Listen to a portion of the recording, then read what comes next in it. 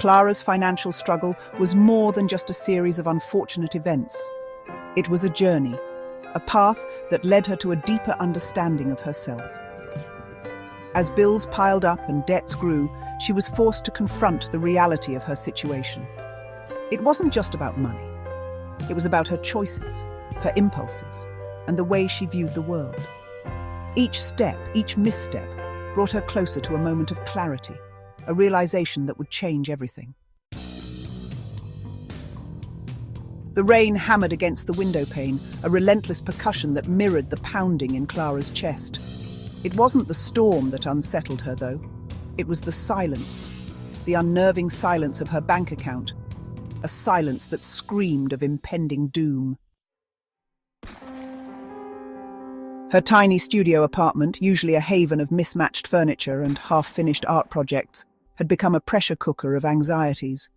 Every shadow seemed to whisper accusations, every creak of the floorboards a reminder of the precariousness of her situation.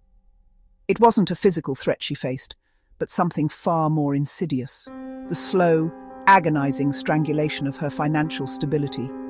The weapon of choice? Impulse, a cunning and ruthless adversary disguised as a friend. A whispered promise of instant gratification, a fleeting escape from the relentless grind of her life as a struggling graphic designer. A new dress, a pair of designer shoes, a spontaneous weekend getaway, each a carefully calculated strike, draining her resources with surgical precision. The crime scene, her online shopping history, a digital trail of breadcrumbs leading straight to the scene of her financial ruin. Each click, each purchase, a nail in the coffin of her savings. The victim, her peace of mind, vanished, leaving behind a chilling void of fear and uncertainty. Clara wasn't just living paycheck to paycheck. She was a suspect in her own financial murder mystery. Who was behind these devastating attacks on her bank account? Was it a calculated plot, a deliberate act of self-sabotage? Or was she a victim of something far more sinister? She began to investigate, poring over her spending habits like a seasoned detective examining a cold case.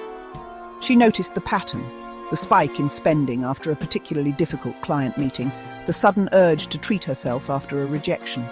The high street shops, once a source of innocent pleasure, now loomed like shadowy figures in a back alley, their neon signs flashing like warning signals. Then a cryptic message appeared, not on paper, but in her own mind.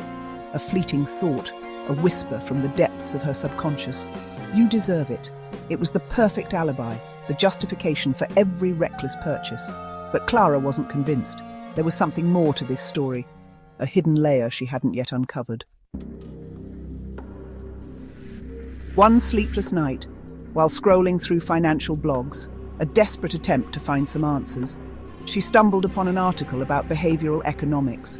It spoke of emotional spending, a phenomenon where people use purchases to cope with negative emotions. A shiver ran down her spine.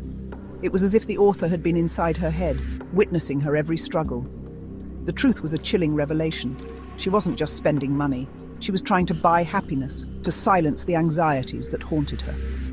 The impulse purchases weren't random acts of extravagance. They were desperate attempts to fill a void within herself. The investigation took a darker turn. Clara began to suspect herself. Had she been unconsciously orchestrating her own financial downfall? Was she the perpetrator and the victim all in one? The thought was terrifying, but it also held a strange sense of power. If she was the culprit, then she could also be the solution. She started to fight back, armed with her newfound knowledge. She implemented strict budgeting rules, identified her emotional triggers, and found healthier ways to cope with stress. She started painting again, a passion she had long neglected.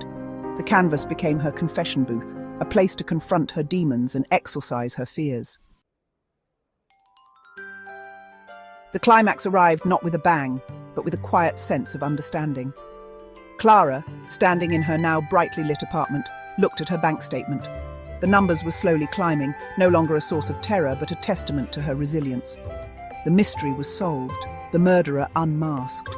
It was not some external force seeking to destroy her, but her own subconscious mind, desperately seeking solace in the wrong places. The final scene, Clara, brush in hand, stood before a fresh canvas. The rain had stopped, and the first rays of dawn were breaking through the clouds. A sense of calm washed over her. The financial murder mystery was over. And from the ashes of her past struggles, a new, stronger version of herself was emerging. She had not only solved the crime, but she had also found herself in the process. The real treasure was not money, but self-awareness and the power.